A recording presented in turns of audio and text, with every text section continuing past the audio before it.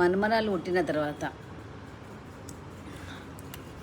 కొడుకు birthday మర్చిపోయినాం, okay. కానీ మనమరాలు పుట్టిన తర్వాత దాన్ని చూడాలని, నేనేమో హైదరాబాద్లో ఉంటాను, అదేమో లండన్లో ఉంటుంది. మొన్న శ్రీలంకకు పోయి ఎత్తుకున్నప్పటి నుంచి ఇంకా ఘోరమైన కోరిక దాంతో ఉండాలని. వాడేమో వచ్చేసి అంటున్నాడు. ప్రతి నానమ్మకి ఈ సిచ్యువేషన్ ఇలానే ఉంటుందా, నాకే ఉంటుందా అర్థం అవ్వట్లేదు. అది పోయినప్పటి నుంచి మా ఆయననేమో దాన్ని పిచ్చి పట్టుకుంది, పిచ్చిది అయిపోతుంది మీ మమ్మీ అని అంటున్నాడు. నాకేం అర్థం అవ్వట్లేదు. దాని అర్ధరాత్రి లేచి కూడా దాని వీడియోస్ చూసుకుంటూ అది అవి చేసుకుంటూ ఉంటున్నాను. ఎంత అసలు పిచ్చి అసలు.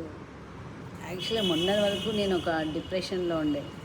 అసలు మా బాబు పెళ్ళి చేసుకోండు, అసలు ఎందుకు చేసుకున్నా, అసలు నేను ఎందుకు బతకడము, ఇలాంటి పిచ్చి అసలు బతకడమే వేస్ట్ అనే సిచ్యువేషన్ నుంచి నేను దాని గురించి అయినా బతకాలి అనే సిచ్యువేషన్లో ఉన్నాయి ఈరోజు. కానీ చాలా హ్యాపీగా ఉంది. అంటే మన్మరాలు కొడితేంత సంతోషమే, అంటే అన్నీ మర్చిపోయి దాన్ని నవ్వును ఒక్కటి గుర్తు చేసుకుంటూ, అది నవ్వినప్పుడల్లా ఏ పని చేయకపోయినా పర్వాలేదు, దాన్ని అంటే మళ్ళీ పెద్దగా అయితే ఎట్లా ఉంటుందో ఏమో సిచ్యువేషన్ తెలియదు. కానీ ఎవ్రీడే ఒక గంట మాట్లాడినా అసలు తృప్తి అనేదే ఉండట్లేదు. ఆ సిచ్యువేషన్ ఎలా ఉంది. మా బాబు ఏమో నైట్ షిఫ్ట్ ఉంటే మార్నింగ్ షిఫ్ట్ ఉంటుంది, మార్నింగ్ షిఫ్ట్ ఉంటే నైట్ షిఫ్ట్ ఉంటే నేను లేస్తే వాడు అనుకుంటే నేను లేస్తాను. మధ్యలో ఒక 1 hour 2 hours దొరికే టైంలో అది ఏడుస్తుంటుంది. ఆ టైంలో ఫోన్ చేయడు. దీనికి ఏం చేయాలా పరిష్కారం? మా కోడలేమో కాలేజ్కి వెళ్తుంది.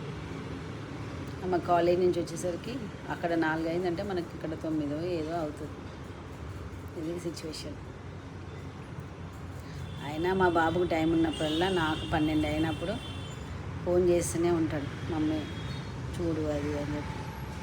ఎంత చూసినా తృప్తి అనేది ఉండట్లేదు. ఏం చేయాలి దీనికి? ప్రతి నానమ్మకి, ప్రతి అమ్మమ్మకి, అంటే నానమ్మలకి, అమ్మమ్మలకి అయితే అమ్మలకి ఇలాంటి సిచ్యువేషన్లు ఎంతమంది ఉన్నారో కామెంట్ చేయండి.